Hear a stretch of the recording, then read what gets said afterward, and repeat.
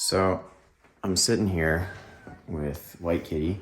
Hey, White Kitty, which wheels do you think are best on a Model 3? Really? Well, let's get into it.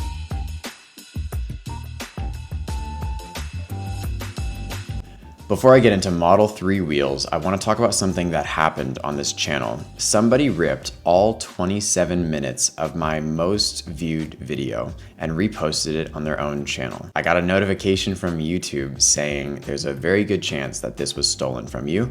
How would you like to proceed? And I have three options. One, I can copy strike them and YouTube will take it down. Two, I can contact them and ask about it and try and figure that out. Or three, do nothing. I haven't done anything yet. I wanted to ask in this video, please drop a comment below and tell me what you would do. I've had opinions both ways. I've heard I should let them leave it because it's got 1,000 views already on their channel. They're not making much off of it and it helps me get my name and my brand out there a little more. I've heard the other way that no, I should just copy strike them and people shouldn't be stealing my videos.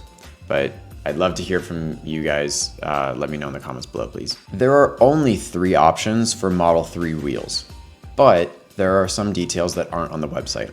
So in this video, I'm going to explain each wheel and the benefits of each one, and hopefully, if you're watching this video and can't decide yet, by the end of it, you'll have a decision in your mind. And do me a favor and everyone else watching, drop a comment below. Let me know which wheel you are choosing for your car and why. What sold you on it and what made you want that wheel. I'm also putting all this together hopefully to earn your like and subscribe, but also especially for the discussion in the comments. Number 1, the 18-inch Aero Wheels. These have a new and an old design. I have the old design on my 2018 Model 3. Both designs are pretty cool, and the whole point of the Aero Wheels is that they lower the wind drag to the car just by a little bit, enough to get you a little bit extra range, right around maybe 4 or 5% more. They're supposed to look and feel and sound a little quieter than any other option. They also happen to be free, and free is nice. These tires are also rated to have, on average, the longest lifetime of the 3 options from Tesla, meaning you should expect around 30 to 50,000 miles before you would need to consider replacing these tires, which is a really nice benefit. One of the coolest things about these wheels is that they have a second design underneath the aero caps. You can actually remove the aero caps from the wheels, and underneath there's a second rim design.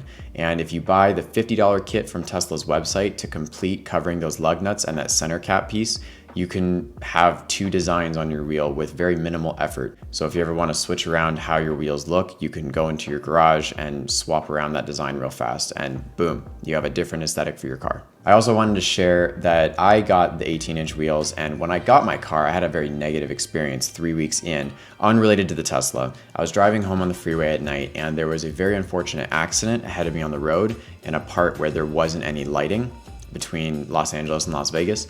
And I ran over a very large piece of debris. I think it was part of a car door. It cracked the wall of my wheel. When this happened, I called Michelin, who makes the 18-inch wheel, and explained to them what happened, and Michelin said, we'll cover half the cost of your new tire.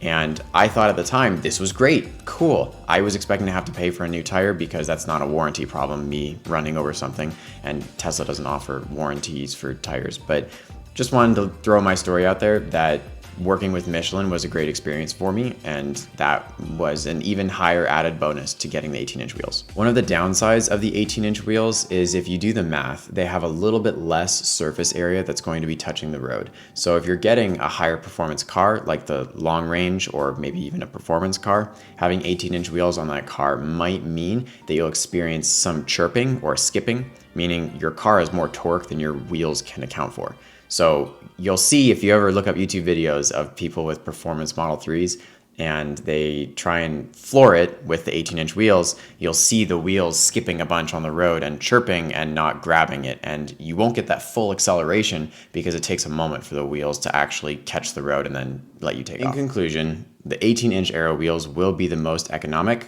and they have an interesting design, but maybe not the best for performance, and not everybody likes the 18-inch design. Also, if you're interested in getting third-party wheels, which is a topic for another video, you should get the free ones because it's not going to cost you anything to get them swapped around when you end up paying for another set of wheels. And there are plenty of other options out there, but again, we'll get into that another time.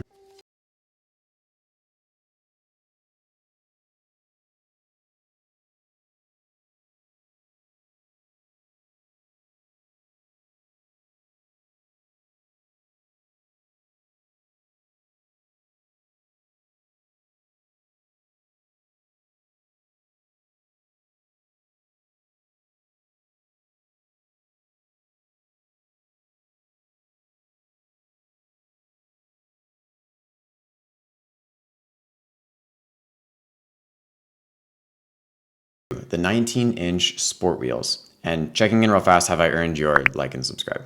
These also have an old and a new design. These changed a couple years ago, and I personally like the newer design a little bit better, but these happen to be a $1,500 upgrade. So if you're looking to upgrade your car, then this is one of the first things people usually look at.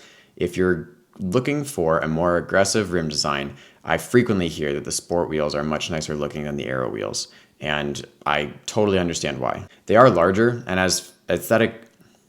they are larger wheels, and as aesthetics go in the car world, frequently the larger the wheel, often the better looking it comes off as. So because these are larger than the previous option, they do have a little bit more appeal to a lot of people. And because they're larger and they have a little bit more surface area that's going to grip the road, the way that the wheel is designed, you're going to experience better traction. So especially if you're getting one of the upper trim cars like the long range all-wheel drive or the performance, this will handle it better than the 18-inch wheels will. Not as great as the 20-inch wheels will, but we'll get to that in a minute. Because they're sport wheels and they have that aggressive design on the outside, they do lose a little bit of range because of wind drag and because of more surface area.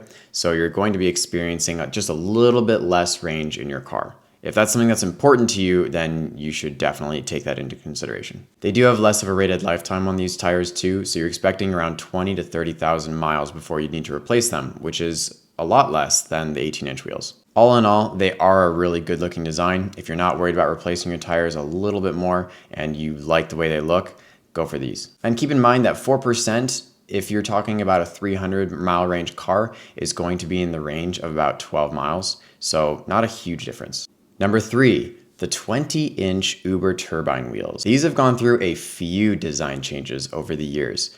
I personally have a favorite, but each of them has their own merits. These have an aggressive design intentionally, and Tesla wants to sell them as the most aggressive look because they want to sell it with their most aggressive trim, the Model 3 Performance. These do uniquely come with performance brakes, so you'll notice they have those red brake calipers, which is an indicator of it being a performance model. These special brakes are designed to handle heat much better when you're taking the car, let's say on a track, or if you're going to be using or abusing your brakes because it's a very fast car. These do naturally get less range because, again, more surface area, but also naturally in the Model 3 Performance, unrelated to the tires, the car will just get less range simply because of using more power from the more powerful motor and because of the larger wheel absorbing more energy in the surface area, and because of the larger design, you get a little bit less range. These tires also have the least rated lifetime in terms of how long before you're gonna have to swap them out again. So if you get these, be aware that they're not going to last nearly as long as the first two options. The lifetime rating expectancy for these can be anywhere from 10,000 to 20,000 miles, but I had one customer who loved his performance car and took it to a track a couple weeks after he picked it up, and he was back in Tesla 3 weeks later for a new set of tires. So be aware, it's super tempting to have fun in the Model 3 Performance car with the big wheels, but yeah, you will have to replace the tires probably a little more. And naturally, because they're the largest, but also due to their design, they are the best for gripping the road. So especially in the Model 3 Performance car with its insane amount of torque, these are the best for getting your best acceleration. All right, let's check back in. Yeah, so now that we talked about it, which one are you leaning towards? That's not exactly the answer I was looking for. Sorry, guess you guys gotta decide for yourself. Now that we've gone over all 3 tires, please drop a comment below. Which one are you picking? And I challenge you to see how long it takes me to respond to your comments. That's something that I do here. Check out my video up here on the 3 things you need to know before delivery if you're getting a Tesla. And send me an email if you'd like a free delivery checklist. I'm gonna put my email down in the description. I would love to hear a little bit about your order and send that to you. Thank you sincerely for watching.